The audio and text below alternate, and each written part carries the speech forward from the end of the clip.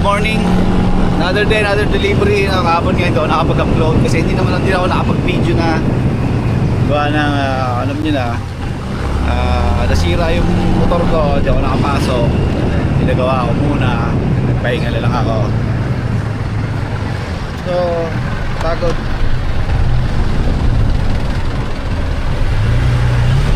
Okay, so wala na naman reste ulit to. Next week na lang ang inaasahan ko, no? Dahil mag-aabay ako sa kasal sa atin na friend Marquito. Yun, so humingi yung CBT ko nung ano pa, nung Martes pa nung gabi. So parang may ngumungo yung bakal, kaya pinacheck ko na. So puta, hindi naman malala, no, yung back plate o yung clutch housing ko sa yung pinagkakabitan ng clutch lining maluwag na, no, alog na, kaya pinalitan na yun. Then pinalinis ko na rin, tapos pinaregrease ko na rin yung CVT. So banat na ulit, na ako ng hub. So mamaya na lang ulit sa area, no? Tingnan na natin, sobra talaga traffic ngayon. Or start late na naman ako. So yun nga, no, may dumating sa aking email, no, regarding do sa bagong scheme na naman kung paano tayo pasasahurin ni Shopee, no. Gets nyo?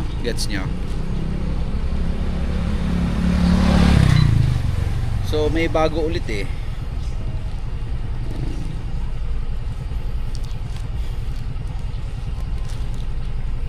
Kaka-email lang sa akin. So yung sa 5 pesos sa multiple sa first wave, so syempre okay, okay pa rin naman, pares lang pa rin sahod, pares pa rin yung pumapasok. So eto, pag-aaralan natin itong susunod na to kung paano mangyayari, kasi medyo skeptical na, no, at medyo kakaiba na. So yun nga, no, dahil nga siguro sa sa hindi nga na-detect ni Shopee, no, duda ako dun sa sinabi na alam nila yung first wave sa second wave. Hindi siguro, kaya siguro nila ginawang ganito, no. Kasi ginagawa nga nung iba tulad ko, lahat ng multiple, puta, second wave yan. Second wave ko dinideliver yan. So yun, yung bagong scheme ngayon, no, damay na hanggang second wave, no. So yung multiple na yan, na isa lang ang babayaran ng 10, damay na hanggang second wave. Gets nyo? So hindi lang sa first wave yung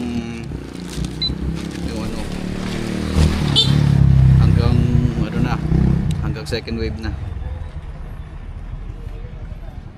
Tapos sa masaklap pa, first wave at second wave, merong babayaran sa atin ng 250. Oo, tama, 250 cents,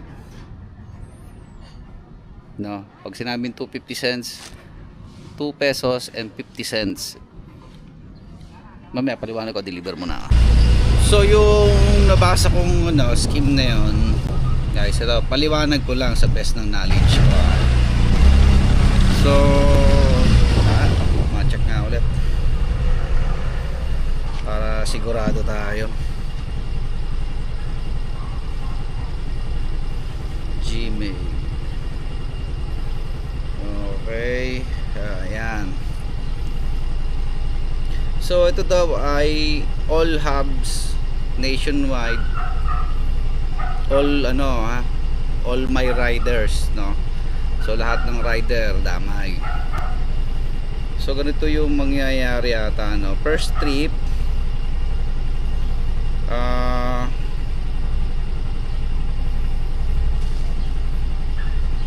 sa first trip ay isa lang, kunyari example,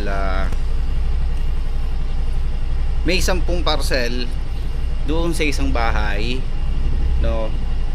kahit iba-iba yung umorder o kahit iba-ibang account yung ginamit, isa lang yung babayaran ng 10. Tatlo doon babayaran ng 5. So the rest 250. Kasi paano ko nasabing 250? Kasi di ba nga per points tayo, nakalagay dito yung isang parcel 1 point, yung tatlong parcel nakasama doon sa 10 multiple 0.5, so 5 piso yun. Tapos yung the rest 2.25, so ano ba yung 0.25 na yun, di 250 yun. Same as second wave, no? Isa lang ang babayaran ng 10, tatlo babayaran ng 5, the rest ano yun, 250. So pag sinabi kasing multiple,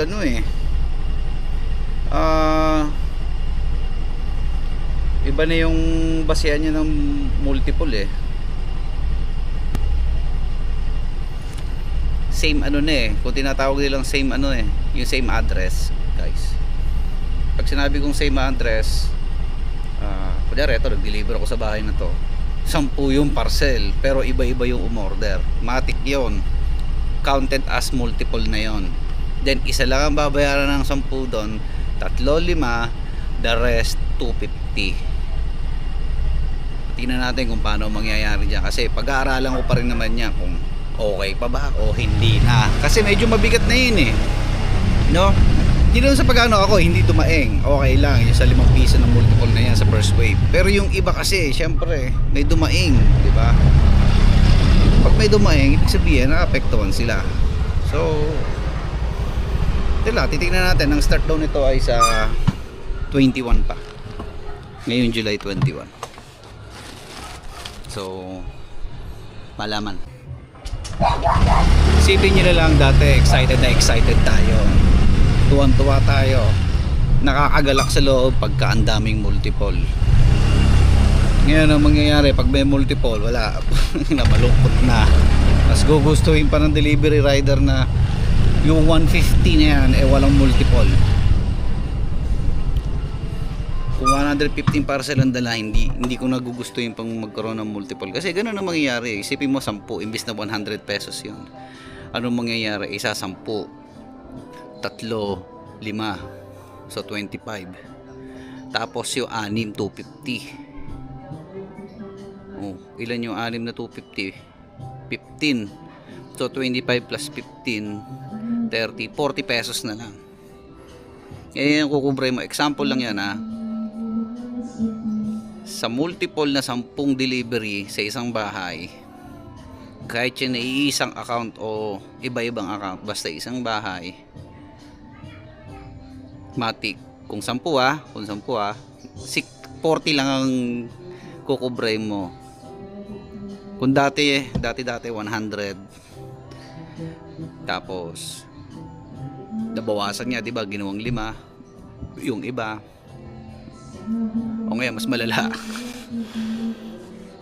ginawang 40 na lang yon. Malaki na wala. Pero titignan natin kung paano mangyayari, kung paano mangyayari, kasi ang mangyayari kasi dun pag multiple 0.25 points, so kailangan mo maka-4, no? 4 na 0.25 para pumalo ng 10 piso. So yun yung lumalabas doon, 250 talaga. Naglo, ang sakit nun, aray ko. So alam ko yung karamihan sa mga kasama ko dito sa SPX, no, hindi pa alam tong mangyayaring scheme na to, no. So yung iba sa akin palang una narinig. So wala, siguro hindi pa naikakaskade dyan, pero ayun na yun. Ayun yung pagkakabasa ko, ayun yung best of knowledge ko ngayon. Kung mali yung pagkakaintindi ko, enlighten me, i-correct nyo ako. Pero yun talaga yung pagkakaintindi ko. For example, sa 10 parcel, sa isang bahay, sa isang address, isa lang ang babayaran ng 5, tatlo lang ang babayaran, ay isa lang ang babayaran ng 10, tatlo lang ang babayaran ng 5, the rest 250 na. Mapa first wave, mapa second wave, pasok dyan. Hindi ko alam ha, yun yung pagkakaintindi ko. So kung may mali, pwede nyo ako itama.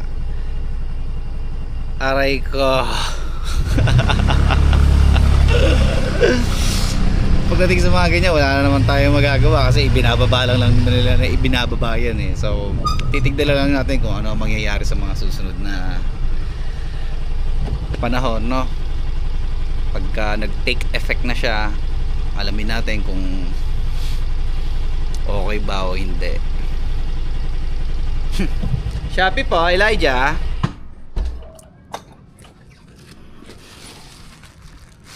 Pero masakit ha, 250. Kasi sa totoo lang, noon pa man ganito na eh. Magulo si Shopee magpaano ng scheme, parang ang hirap intindihin. So, parang ang gulo nilang magpa ng incentive ng pasahod. Sa ngayon kasi yung sa first wave na multiple, no, yung umiiral ngayon, okay pa eh. Okay pa sa akin yun. No. Kaso itong susunod, mukhang mararamdaman ng lahat to. Isipin mo hanggang second wave, pati multiple sa second wave, damay na. Then ang sakit ha, 250. May 250 nakahalo. Yun po. Shopee.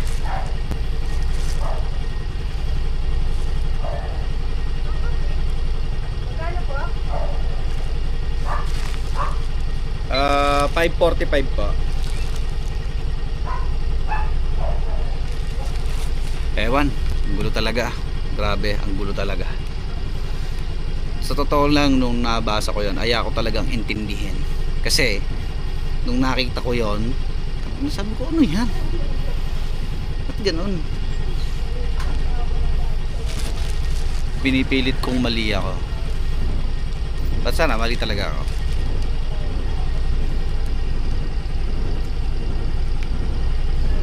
Ang nakikita ko dito kasi parang nakikita ni Shopee na ako. Tatandali niya mga yan. Ang daming multiple nito. Parang ganun na nakikita niya na bakit 10 deliver na ito sa isang bahay, bakit 100 pa rin yung bibigay natin sa kanyang sahod na incentive? Parang gano'n yung nakikita ko eh, no, parang nasa isip nila na madali lang yan isang bagsak 10, bawasan yan. Pero sana mali ako, no? Kaya nga sinasabi ko sa inyo, sana mali ako. Kung mali ako, i-correct nyo ako, no? Pag naibaba na sa inyo yung info, balitaan nyo ako, no? Balitaan nyo ako. Ano sa tingin nyo, mali ba ako, ganun. At sana talaga mali talaga yung pagkakaintindi ko, no? So yun lang naman, no? Hanggang dito lang tong video to, no? Ingat ang lahat, no? At hindi masaya yung balita. So pero sana sana mali talaga. So yun, tulad ng sinasabi ko sa inyo, pag-ingatan nyo inyong mga sarili, no? Hanggang dito lang muna. Babush. Finally, Shopee happened to me. Multiple ang parcel, ang bayad ay 250.